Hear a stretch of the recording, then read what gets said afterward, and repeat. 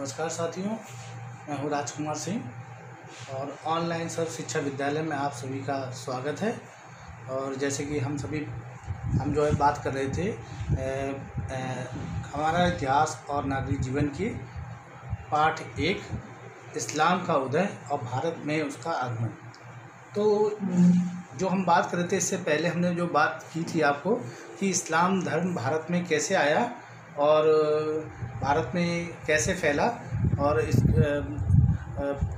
जो उससे संबंधित जानकारी थी वो हमने आपको दी थी। और इसके बाद आज हम आपको इस्लाम भारत में कैसे फैला और हमने इस्लामिक संस्कृति और भारतीय संस्कृति का आपस में कैसे सामंजस्य बना और उन्होंने एक दूसरे से क्या क्या सीखा, इसकी चर्चा हमने इससे पहले वाली वीडियो में की थी। आज हम आपके लिए इससे आगे लाए हैं कि इसके आगे क्या हुआ कि इस्लाम का और क्या क्या प्रभाव पड़ा। और सबसे मुख्य चीज़ है कि इस्लाम का कैसे कैसे और किन किन आक्रमणों का भारत में प्रभाव देखा जा सकता है, इसके आगे हम चर्चा करेंगे। लेकिन चर्चा करने से पहले जिन लोगों ने मेरे वीडियो को सब्सक्राइब नहीं किया हो, नए जो भी कैंडिडेट हैं वो जो है सबसे पहले मेरी वीडियो को सब्सक्राइब कर लें, लाइक करें और कमेंट करें। और अब तो आगे हम चलते हैं कि पाठ 1 इस्लाम का उदय एवं भारत में उसका आगमन। अब अगला जो है हमारा है कि भारत में आपने देखा इसके आगे तुर्क आक्रमण भारत में होता है। तुर्क आक्रमण क्या है? तुर्क आक्रमण जो भारत में तुर्कों का आक्रमण करने वाले ईरान, अफ़गानिस्तान और तुर्कमेनिस्तान के जो लोग हैं इनको तुर्क। और उस समय भारत की जो स्थिति है उसमें भारत में क्या था, राजपूतों का वंश था, यानी कि राजपूत लोग भारत के विभिन्न क्षेत्रों में शासन कर रहे थे। और इससे पहले आपको बताया जाएगा कि भारत में किन किन क्षेत्रों का राजवंश था, कहाँ कौन कौन से स्थापित थे। इस पर आप एक नज़र डाल देता हूँ और मैं आपको दिखा देता हूँ कि भारत में राजपूतों का राजवंश भारत में आप किताब में देख रहे होंगे कि आप देखेंगे, यहाँ देखिए इस उत्तर भारत में आप देखेंगे तो तोमर वंश, इधर आप देखेंगे तो प्रतिहार वंश, गुर्जर प्रतिहार वंश आपको दिखाई पड़ेगा। दिल्ली के आसपास ये गुर्जर प्रतिहार वंश आप देखेंगे। और इधर आप देखेंगे गुजरात के साइड में आप परमार वंश, और इधर आप झांसी के साइड में देखेंगे तो ये आपको कछवा वंश, और इधर आप झांसी और इधर के जो क्षेत्र में चंदेल, और गुजरात के साइड मध्य प्रदेश में कछवा वंश, और आप बंगाल की साइड में देखेंगे तो कणाद वंश, ये पाल वंश यहाँ दिखाई पड़ता है, सेन वंश, सोमवंशी वंश। इधर आप देखेंगे छत्तीसगढ़ उड़ीसा के क्षेत्र में सोमवंशी वंश। उत्तर भारत में भी चालुक्य वंश है, काकतीय वंश है, यहाँ देखिए चालुक्य वंश का शासन है। इधर आप देखिए राजस्थान में परमार वंश है। और ये राजस्थान से लेकर उत्तर भारत के कई क्षेत्रों में यहाँ चौहानों का राजवंश है। और कन्नौज में यहाँ पे देखेंगे तो कन्नौज जो क्षेत्र है उत्तर प्रदेश का कन्नौज क्षेत्र, यहाँ पे घेड़वाल वंश का शासन है।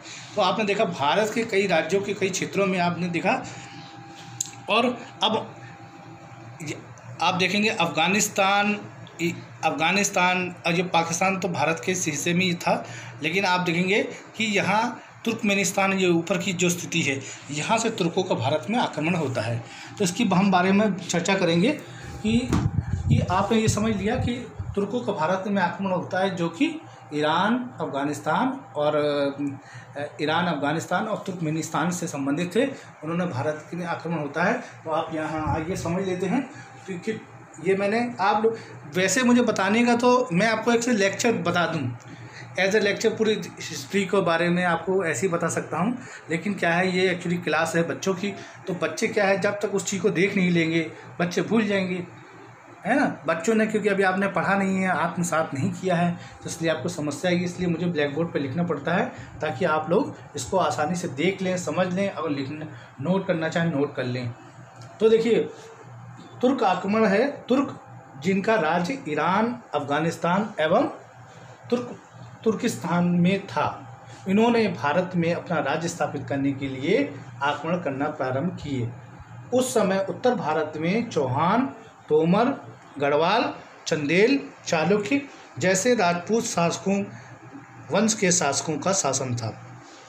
तो मैंने बच्चों आपको पहले ही बताया कि तुर्क जो है शक्तिशाली क्यों बने। मैंने एक बताया था तुर्क जो है, इससे पहले की वीडियो में आपको बताया था, तुर्क शक्तिशाली इसलिए थे कि तुर्क में वहाँ का उनका खलीफा था, तो वहाँ पे सत्ता में वो लोग थे, तो तुर्कों का प्रभाव सबसे ज़्यादा शक्तिशाली हो गए।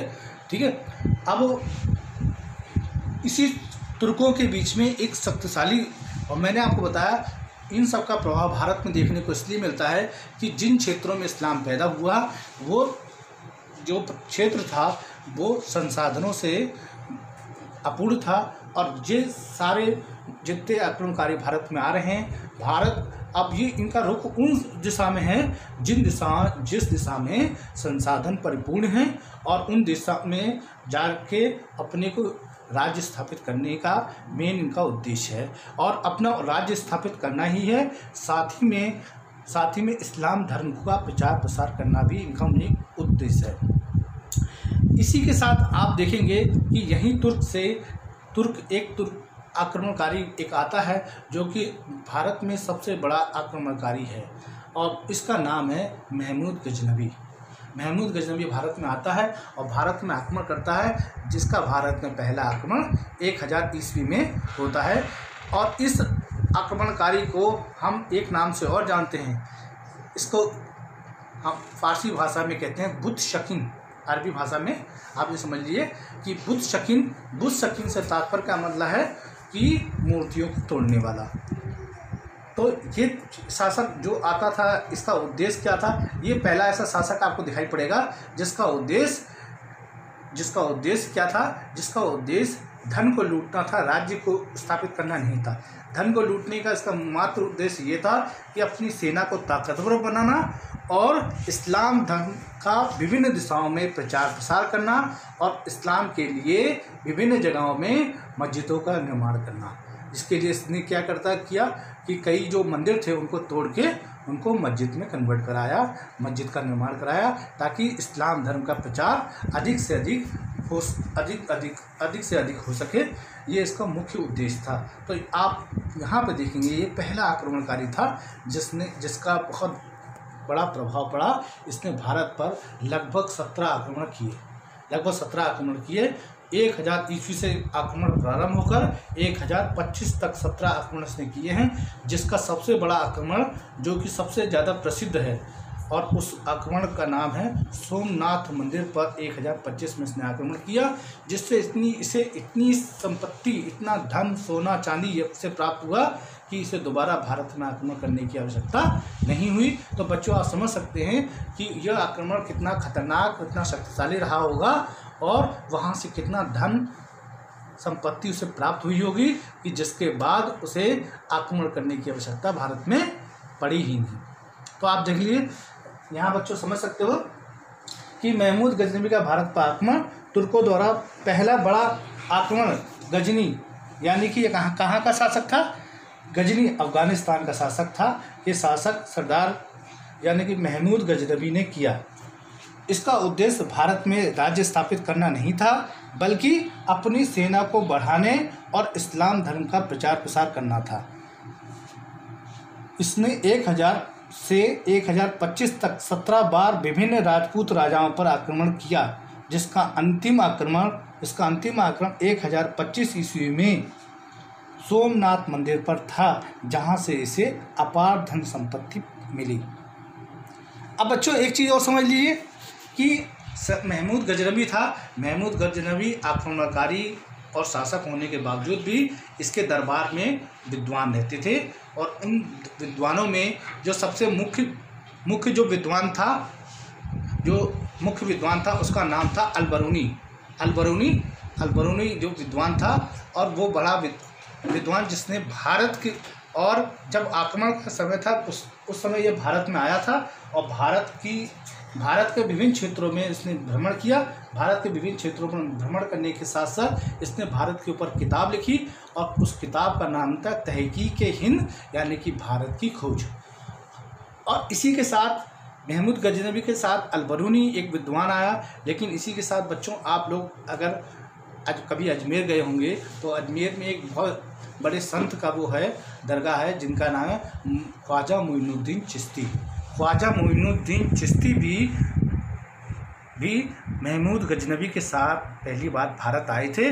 उसके बाद ये अजमेर चले गए और इन्हें भारत इतना अच्छा लगा कि यहीं पे इनकी मृत्यु हो गई, यहीं पे इनकी दरगाह है और आज भी वहाँ पे बहुत सारे लोग देश विदेश से लोग उनकी दर्शन के लिए आते हैं और उनके जिसे हम गरीब नवाज या अजमेर शरीफ के नाम से भी जानते हैं। तो आइए देख लेते हैं अल-बरूनी की दृष्टि में भारत की क्या था रोल। अल-बरूनी महमूद गजनवी का दरबारी विद्वान था जो कि गजनवी के साथ भारत आया था। इसी के साथ प्रसिद्ध संत ख्वाजा मोइनुद्दीन चिश्ती भी भारत आए थे। अल-बरूनी ने अपनी पुस्तक तहकीक-ए-हिंद में भारत के सामाजिक और सांस्कृतिक जीवन जैसे समाज, रीति रिवाज, धर्म, अंधविश्वास आदि पर विस्तार से जानकारी दी है। यानी कि इस किताब में उसने बताया कि भारत की सामाजिक स्थिति, महिलाओं की स्थिति, रीति रिवाज और भारत में क्योंकि अंधविश्वास बहुत फैला था तो उन सब पे चर्चा ये करता है जो कहीं ना कहीं भारत की कुछ स्थिति इनको मिलती है जिसकी वजह से मुस्लिमों का प्रभाव भारत में सबसे ज़्यादा अधिक पड़ा, जो कि भारत के सामाजिक राजनीतिक जीवन को बताने वाली उस समय यानी कि मुस्लिम आक्रमणकारियों के समय की एक पहली किताब है जिसका नाम है तहकीक-ए-हिंद या भारत एक खोज। तो बच्चों आज हमने आपको तुर्क आक्रमण, महमूद गजनवी और अल-बरूनी के बारे में पूरी जानकारी दी और इस तथ्य को आप लोग अच्छी तरह से समझ गए होंगे, जान गए होंगे। तो इसको आप पढ़िएगा, समझिएगा और अगर इस विषय में कोई भी समस्या आती है, दिक्कत आती है तो आप मेरे कमेंट बॉक्स पे या आप मुझसे इसके बारे में पूछ सकते हैं, जानकारी ले सकते हैं। मैं आपको इसके बारे में पूरी जानकारी फिर बता दूंगा। और अगर आपको मेरी वीडियो अच्छी लगती है तो आप उससे कमेंट करें, शेयर करें और अपने ज्ञान का संचार बनाए रखें और अपने पास ना रखें, इसको फैलाते रहें। ठीक है, तो आज के लिए बच्चों इतना ही और आगे हम फिर एक नए टॉपिक के साथ फिर उपस्थित होंगे। धन्यवाद, नमस्कार।